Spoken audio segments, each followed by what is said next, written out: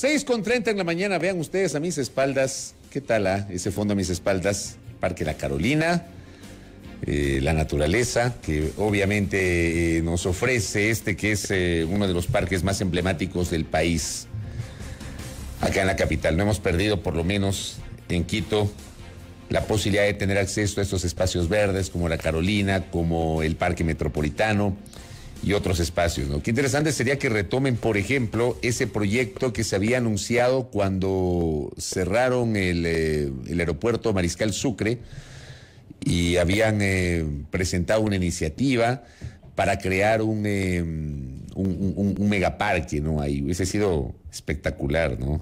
Espectacular. ¿Cómo le va, Cris Cabezas? Qué gusto. Está conectada con nosotros. Muy bien. Espero que amanezcan bien. Primero quiero agradecerles, empezar esta parte de la opinión. Pongamos más acá el cafecito, muchas gracias. Aquí, ahí estamos con el cafecito. Acá tengo el frasquito y acá tengo mi tacita, perdón. Pero me van a disculpar, yo sin café buen día no funciono. Esta ha sido nuestra primera semana al aire aquí en la gran señal nacional de Sonorama. Yo quiero agradecer a ustedes públicamente por la gentileza de acompañarnos, de irse sumando poco a poco. Hay mucha gente que en las últimas horas, en los últimos días, se ha enterado, poco a poco han conocido de esta transición que ha experimentado nuestro espacio de noticias. Ahora en esta casa de Sonorama, la gran señal nacional, poco a poco se han sumado, ¿no?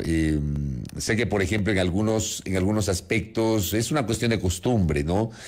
Hay personas que, por ejemplo, nos hablan del formato. Es un formato que contiene noticias, generación propia de noticias, que es uno de los valores agregados que tiene esta radio, que tiene este medio de comunicación. Hay que acostumbrarse, obviamente hay que acostumbrarse, ¿no?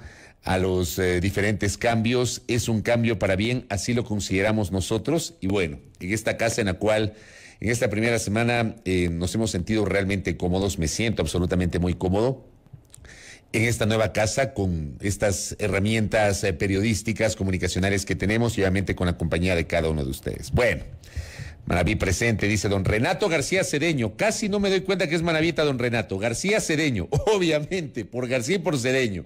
Le envío un abrazo, don Renato. Bueno, entremos un poquito en materia. ¿Cómo cerramos la semana? La semana la cerramos con los anuncios presidenciales. El día de hoy a las 14 horas se había anunciado inicialmente para las 10 de la mañana. Finalmente se ha cambiado la hora para las 14 horas. El señor presidente de la República va a acudir personalmente a la Asamblea Nacional para presentar este proyecto de ley que ha denominado de creación de oportunidades o creando oportunidades. Yo creo que por ahí va a venir un primer cuestionamiento de quienes hablan. Yo quiero saber si ese va a ser el nombre de la ley. Si la ley se va a llamar así. Porque el movimiento político que lidera el presidente Lasso se llama Creando Oportunidades. Así se llama el movimiento político. Creo significa creando oportunidades. Así está registrado ante el Consejo Nacional Electoral. Yo quisiera saber si es que gobernase otra organización política y sería admisible ante los ojos de la opinión pública que del nombre de esa organización política se derive el nombre de un proyecto de ley que vaya a ser presentado. Creo que las formas también cuentan en la política, sin duda cuentan también las formas, y creo que este es un cuestionamiento que tal vez puede ser muy básico, muy de forma, pero que tiene que ver con un mensaje de carácter político, porque en la política todo comunica. Creo que por ahí empezamos. El presidente el día de ayer aparece por primera vez, no le llamaron cadena, porque no fue obligatoria la adhesión de los medios de comunicación al mensaje presidencial. Había un pedido de la Secretaría de Comunicación de la Presidencia de la República que los medios que quieran se adhieran a la transmisión del mensaje presidencial. No se manejó este formato que lo permite la Constitución, de que el gobierno disponga una transmisión obligatoria de una cadena nacional. En este caso, se habló de una voluntariedad de los medios para adherirse a la transmisión de este mensaje presidencial. Un mensaje que duró aproximadamente 25 minutos, no se completaron los 30 minutos que originalmente se habían anunciado. El primer mensaje del presidente de la República, bajo esta lógica, al haber cumplido 127 días ayer en el poder. Es decir, hablamos de 4 meses y un poco más. 127 días en el ejercicio del poder. Claro, 4 meses y una semana. Presidente Lasso presenta al país las líneas maestras de lo que justamente será su política económica expresada en una ley que, y creo que esto es importante que lo entendamos. Presidente Lasso ayer ha hecho anuncios respecto de las líneas básicas que contendrá el proyecto de ley, pero no sabemos, lo que me decía Denise fuera de micrófonos antes de empezar el informativo, no sabemos la letra pequeña. Y hay aspectos que pueden sonar muy positivos, pero hay que leerlos una vez que el proyecto llegue a la Asamblea Nacional. El presidente comenzó señalando que ese es un momento de decisiones cruciales para el futuro. Volvió a destacar el éxito de la campaña de vacunación. Habló que hay que trabajar más duro. Habló que estamos ante la oportunidad única de reconstruir una economía que durante demasiado tiempo ha sido maltratada y distorsionada por los gobiernos de turno. Es la oportunidad de corregir vicios que hemos arrastrado durante décadas. Es necesario que ustedes conozcan con exactitud cuáles son esos vicios, nos dijo el presidente. La dramática realidad. Expuso el presidente Lasso que la deuda pública alcanza 63,000 millones de dólares, o lo que es equivalente al 63% de la economía. Habla de un déficit fiscal heredado de 7,000 millones de dólares, agravado por la pandemia, pero principalmente, dijo el mandatario, por el pésimo manejo de pasadas administraciones. Habló de las cifras dramáticas. Creo que esto es lo de fondo y de esto hay que hablar. La sociedad ecuatoriana tiene que hablar de esas cifras que ayer presentó el presidente Lasso. Apenas 3 de cada 10 ecuatorianos cuentan con un empleo formal. En el sector rural apenas 2 de cada 10 lo tienen. En cuanto a las mujeres, solo 1 de cada 4 tienen trabajo. 1 de cada 5 ecuatorianos vive en extrema pobreza.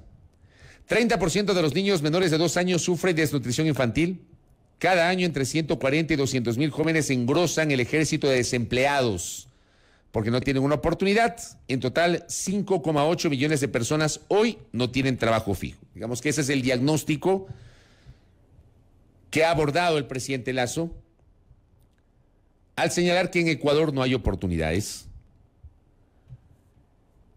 Y señala que en ese contexto, ¿quién podría negarse a un cambio profundo de las actuales condiciones? Habló de que entregará mañana, o sea, hoy a la Asamblea, un gran proyecto de ley. Cuando dice gran, aquí va a haber una discusión, porque insisto, hay que esperar el contenido del proyecto de ley, pero a priori, el punto de partida para discutir tiene que ver con la constitucionalidad del proyecto de ley. Porque la Constitución prohíbe que un proyecto de ley se refiera a más de una materia. Si mal no recuerdo, artículo 135 de la Constitución.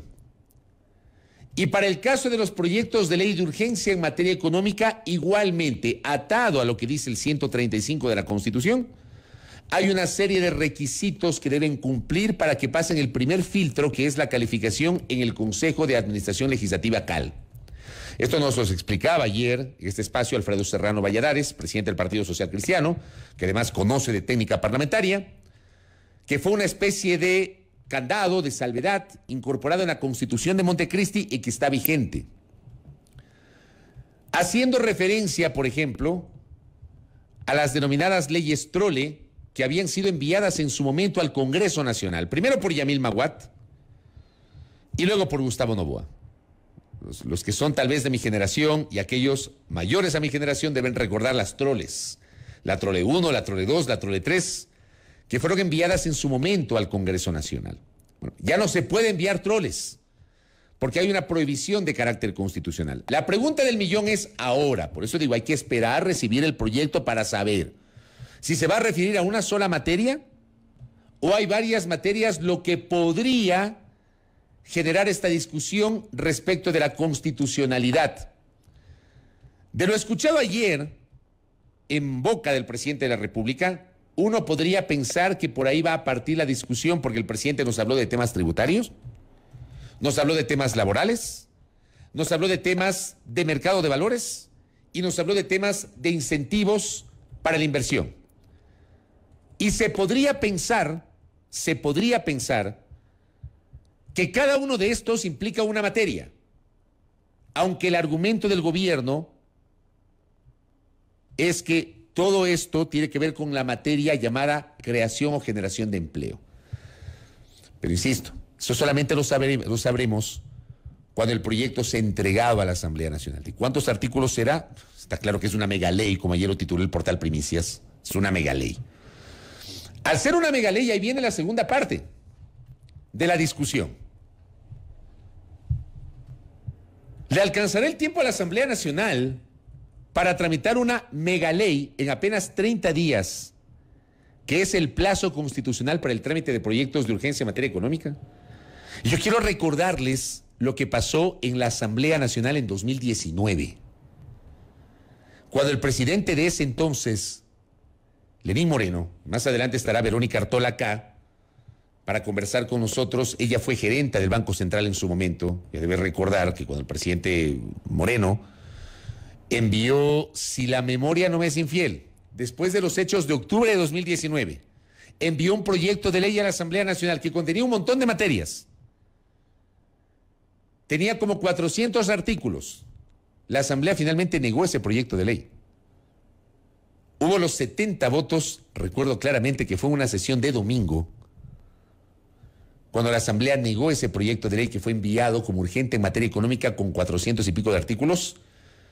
Y para que no se le caiga la proyección tributaria al gobierno de Moreno de cara a 2020, tuvieron luego que enviar un proyecto más corto, muchísimo más corto, más pequeño y solamente vinculado al ámbito tributario, para que sea aprobado antes de que se acabe el año y comience a regir desde el 1 de enero del 2020. Con este antecedente, yo pregunto, si es una megaley como se supone, ¿cuántos artículos va a tener?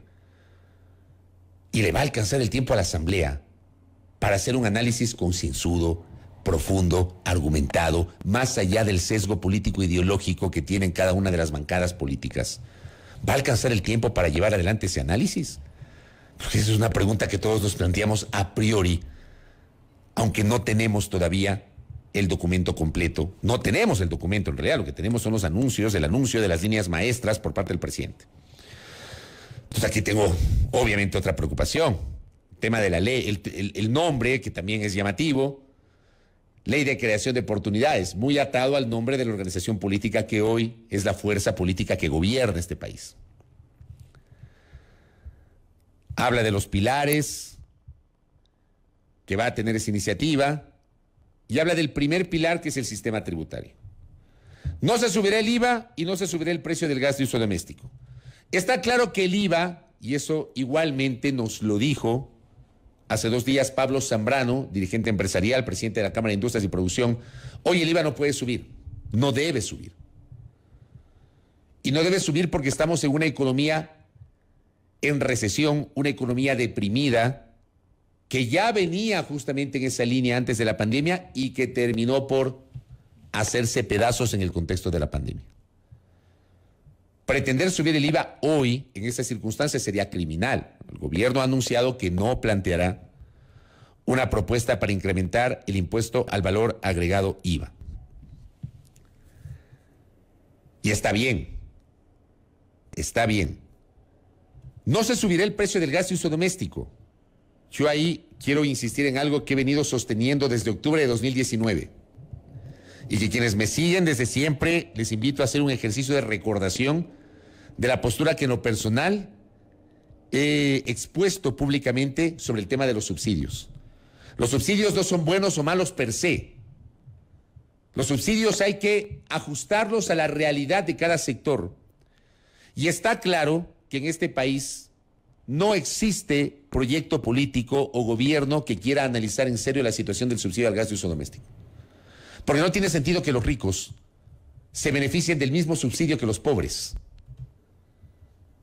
el caso del gas tiene que hay una sensibilidad, es que por eso los gobiernos, no lo hizo Rafael Correa en su momento, ni siquiera en la cresta de su popularidad, y no lo va a hacer hoy el presidente Lasso.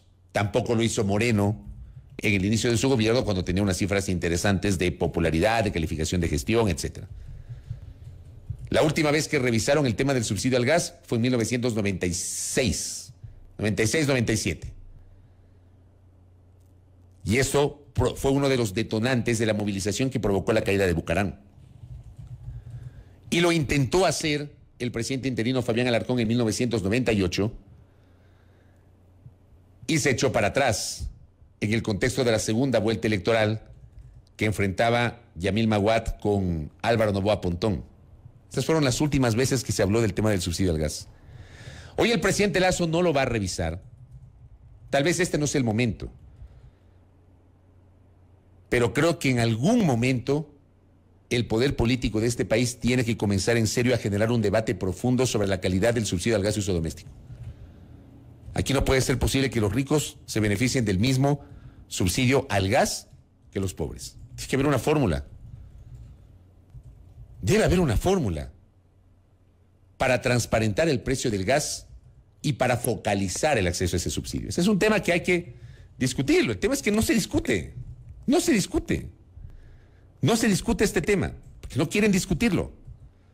Los gobiernos de turno no lo han querido hacer. Y hoy está claro, tampoco lo hará el gobierno del presidente Lasso, al menos en esta primera etapa de su administración.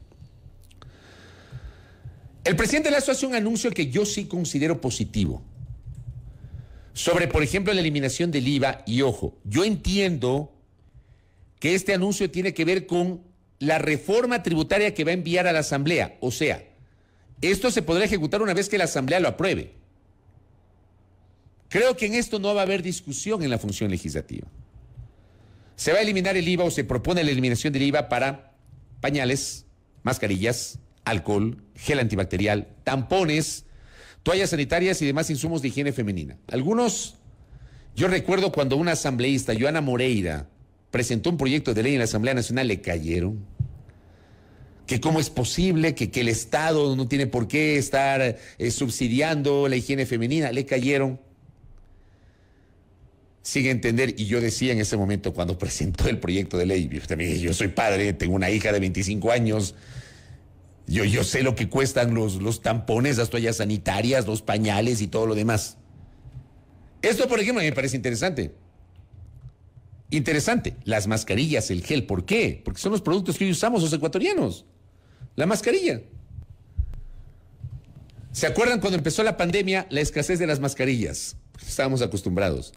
¿Se acuerdan que íbamos al supermercado y no había alcohol? El alcohol estaba escaso.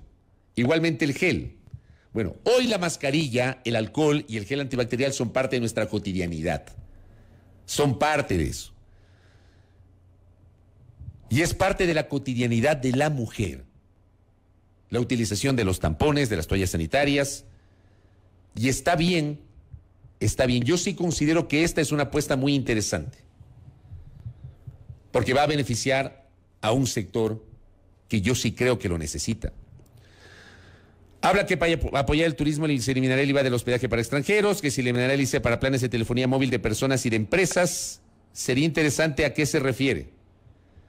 El ICE para planes de telefonía móvil de personas y de empresas. ¿Cuáles personas y cuáles empresas? ¿O es para todos? Yo ahí tengo una duda. ¿Será para todos o aquí habrá la letra pequeña? A videojuegos, a vehículos híbridos y eléctricos. Se eliminará el impuesto a la herencia para hijos y cónyuge. Aquí ya tengo otra duda. Porque el impuesto a la herencia, aquí también se ha colocado una suerte de mentira en el imaginario público. El impuesto a la herencia, impuesto a la herencia, legados y donaciones, así se llama, ese impuesto ya existía. ¿Se va a eliminar todo el impuesto? ¿O se va a eliminar solamente el impuesto como lo aprobó en su momento la Asamblea en el tiempo del economista Correa como presidente?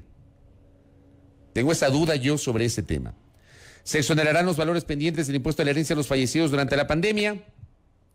Habla de incentivos para algunos sectores. Habla de simplificar la vida del emprendedor. que se va a eliminar el RISE, el régimen impositivo simplificado, y el régimen de microempresarios que actualmente cobra el 2% de las ventas de microemprendedores. Esta fue una oferta de campaña de Lasso. La eliminación del 2%, de ese odioso 2%, a los microempresarios, argumento con el cual a miles de personas naturales que facturamos nos pasaron al régimen de microempresarios sin ser microempresarios. Eso anuncia el presidente que se va a eliminar. Dice que en su lugar se va a generar un régimen simplificado para emprendedores y negocios populares. Se trata de un régimen especial de entrada para facilidades laborales para los emprendimientos, un régimen especial de entrada para emprendedores durante sus primeros 3 años que incluirá facilidades laborales para que los emprendimientos se consoliden en el tiempo. Luego habla de un segundo objetivo que es la estabilización de la economía. Y aquí viene el tema impositivo, aquí viene lo duro. Se propondrá un ajuste a las deducciones del impuesto a la renta. ¿Cuál es el ajuste? ¿Y a qué deducciones se refiere el presidente Lasso? Porque no lo explicó. Dice, esto resultará en una mayor contribución de una muy pequeña minoría de ecuatorianos, apenas el 3.5% de la población económicamente activa, es decir, a partir de quienes ganan por encima de los $24,000 anuales.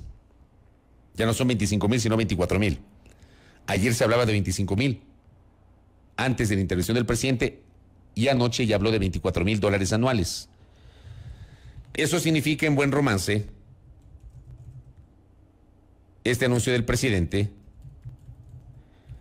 significa quienes ganan $2,000 mensuales, más o menos. Aquí también hay una discusión sobre quienes ganan $2,000 mensuales. Y si quienes ganan más de $2,000 mensuales siguen siendo parte de la clase media o no. Que hay una discusión sobre eso que también se va a incrementar en el curso de del trámite de este proyecto de ley que será entregado hoy a la Asamblea. Pero digo, cuando el presidente dice propondremos un ajuste de las deducciones del impuesto a la renta, ¿a qué se refiere? Porque desde enero del año 2008, si la memoria no me es infiel, en el Ecuador, como parte de las decisiones para generar cultura tributaria, se empezaron a aplicar deducciones del impuesto a la renta con base, por ejemplo, en los gastos de alimentación, de vivienda, de salud, de educación y de vestimenta. Esas eran las 5 deducciones con las cuales en enero del 2008 comenzó a aplicarse esta medida que apuntaba a incrementar el universo de contribuyentes. Una especie de estímulo para que la gente comience a pedir facturas por todas sus compras y comience justamente a generar esta cultura tributaria. Yo tengo esta duda, ¿a qué se refiere específicamente el presidente Lasso cuando habla de las deducciones? ¿Va a reformular estas deducciones? ¿Y a qué sectores lo va a hacer? Porque claro, si hay una reformulación de las deducciones, va a implicar que en lugar de la deducción va a tocar pagar. ¿Cuánto podría esto afectar al bolsillo de quienes justamente aprovechan estas deducciones para presentar sus declaraciones del impuesto a la renta y tributar? Habla de que este aporte será absolutamente progresivo y gradual, se irá siendo más grande y solidario conforme lo paguen quienes más ganan. Conceptualmente eso es correcto. Quien más gana, más paga. Conceptualmente eso es correcto. Habla de una contribución especial temporal a la más reducida minoría de ecuatorianos, que son menos de 20,000 ciudadanos pertenecientes a los estratos más ricos. Esta contribución temporal se aplicará durante 2 años a personas con patrimonios mayores a los $500,000 y por una sola vez a aquellas empresas con un patrimonio mayor al $1,000,000 y que durante 2020 generaron utilidades y mayores ventas que en 2019. Conceptualmente, este anuncio es correcto. Conceptualmente. Porque, por ejemplo, en el contexto de la pandemia, la mayor parte de la economía se deprimió. Pero hubo sectores que en el contexto de esa crisis tuvieron una bonanza económica. El sector de los alimentos, el sector de los supermercados, el sector farmacéutico, el sector de los laboratorios. Tuvieron una bonanza económica. O sea, no es que capearon el temporal, les fue muy bien en el manejo de la crisis provocada por la pandemia. Esos sectores, está claro que hoy tienen que arrimar el hombro y contribuir. Pues sí, conceptualmente está bien. Más abajo, voy a ir rápidamente, habla del tema laboral. Creo que el tema laboral va a significar un capítulo aparte, porque justamente incorporó el anuncio que ya en su momento en varias entrevistas lo había formulado el ministro de Trabajo, Patricio Donoso, sobre el crear un régimen alternativo para nuevos emprendimientos. Y aquí hay dudas, por ejemplo, con base justamente en el anuncio generado por el presidente Lasso. El retorno de los contratos a plazo fijo. Aquí podría haber una discusión constitucional. Se propone la opción de tener contratos alternativos a plazo fijo que podrían durar hasta 4 años. Eso sí, si se pasa de los 4 años, todo contrato se convertirá en indefinido. Entiendo que hoy hay un periodo de prueba con base en el Código del Trabajo, periodo de prueba de 3 meses, y luego de eso el contrato se convierte en un contrato indefinido. Aquí hay un cambio radical que igualmente va a generar una discusión respecto de la estabilidad del trabajador. Me parece que en la principal discusión va a ser la parte laboral. Esa va a ser la principal discusión. Y eso yo les propongo, sobre todo la parte laboral, hablarlo con mayor detenimiento en el curso de la próxima semana, pero sobre todo con base a la denominada letra pequeña del proyecto de ley que hoy será entregado a la Asamblea Nacional. Yo digo, y estoy totalmente de acuerdo cuando ayer, por ejemplo, leía algunos comentarios en las redes sociales, fundamentalmente, en el sentido de que lo lógico a esta hora es esperar.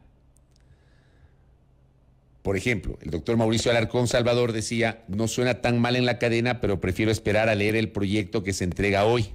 De acuerdo. El doctor Gustavo Chiriboga decía también ayer, todo suena bien en el discurso y en la cadena, antes de criticar o alabar la propuesta, hay que leerla, avalarla y discutirla. También el jurista Néstor Toro Espinosa ayer decía, cualquier crítica al proyecto de ley de urgencia económica que anunció el presidente Lasso, hagámoslo sobre la base de tener el proyecto en la mano. En este momento todo es especulación, seamos responsables. Por eso solamente comento a esta hora, con base en el anuncio del presidente, que a mí me deja una serie de cabos sueltos. Hay cosas que yo veo positivas sin lugar a dudas, hay otras cosas sobre las cuales evidentemente genera una preocupación porque no sabemos qué dice la letra pequeña. Por ejemplo, 2 colegas ayer, quienes coincido plenamente, queridas amigas además, publicaban en su cuenta Twitter, dentro de estas dudas que uno tiene sobre el tema laboral. La colega Adriana Novoa, por ejemplo, ayer escribía, estamos en un país en el que durante el peor momento de la crisis hubo empleadores que despidieron a sus trabajadores de planta para inmediatamente ofrecerles trabajar por factura y sin derechos, pero claro, el empleador podrá escoger libremente su régimen laboral. Y mi colega y amiga Vanessa Silva decía, con la ley humanitaria se dijo que el régimen laboral se aplicaría por acuerdo entre empleadores y trabajadores. ¿Eso sucedió? No en todos los casos. Esa ley ya es en sí misma un código laboral paralelo y ahora se viene otro código. Ahí tienen ustedes para discutir. Pero todo esto, insisto, de todo esto tendremos claridad solamente leyendo la letra pequeña de la iniciativa que esta tarde se presenta ante la Asamblea Nacional. Acá también mi colega Ricardo Bravo me dice, hay que recordar que existe la contratación ocasional que dice que será por 2 años. Esto sobre todo en el sector público, ¿eh? Luego de ello se abre el proceso para el nombramiento, eso no se cumple en el sector público. Vean, para los servidores públicos es un viacrucis y es un drama, porque en este país lamentablemente creo que se ha fallado en el concepto de la carrera administrativa. La ley orgánica del servicio público se llamaba antes Ley de Servicio Civil y Carrera Administrativa. ¿Se cumple la carrera administrativa? Por cierto, en el mensaje del presidente ayer, al menos yo no escuché nada respecto de los servidores públicos. Nada. Entonces no sé qué va a pasar con eso. El ingeniero Carlos Páez me recuerda, me lo envía como aporte, en el sector público para los funcionarios de carrera, el tope de la escala salarial es de $1,760 al mes.